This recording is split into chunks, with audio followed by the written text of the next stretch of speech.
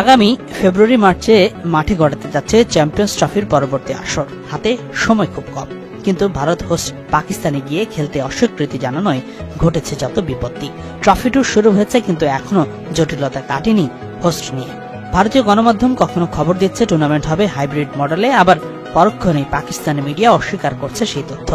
আবার খবর বেরোচ্ছে পাকিস্তান রাজি না হলে টুর্নামেন্ট অন্য কোথাও সরিয়ে নিয়ে যাবে আইসিসি।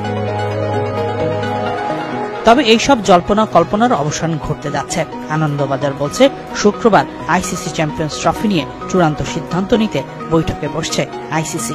ভার্চুয়াল বৈঠকে সিদ্ধান্ত নেওয়া হবে টুর্নামেন্টের হোস্ট আসলে হচ্ছে কে, কোথায় হবে চ্যাম্পিয়ন্স ট্রফির পরবর্তী আসর।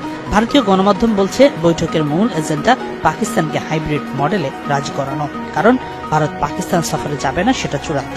এশিয়া কাপের মতোই পাকিস্তানের পাশাপাশি অন্য আরেকটি ভেন্যুতে ম্যাচ খেলতে চায় ভারত। 2021 সালে হোস্ট রাইট পাবার পর 3টি ভেন্যু করাচি, লাহোর ও রাওয়ালপিন্ডির স্টেডিয়ামগুলোতে বড় অঙ্কের অর্থ বিনিয়োগ করে সংস্কার কাজ করছে পাকিস্তান ক্রিকেট বোর্ড। পিসিবির সেই ক্ষতি পুষিয়ে দিতে 591 কোটি রুপির ক্ষতিপূরণ প্রস্তাব দিতে পারে আইসিসি। কিন্তু পাকিস্তান তাতেও রাজি না হলে কঠোর হতে পারে ক্রিকেটের নিয়ন্ত্রণ সংস্থাটি।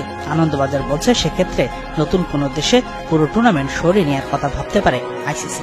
আগামী 1 ডিসেম্বর আইসিসির চেয়ারম্যান পদে বসতে যাচ্ছেন ভারতের জয় শাহ। তবে শুক্রবারের মিটিংয়ে বিসিসিআই এর সচিব হিসেবেই যোগ দেবেন জয় শাহ।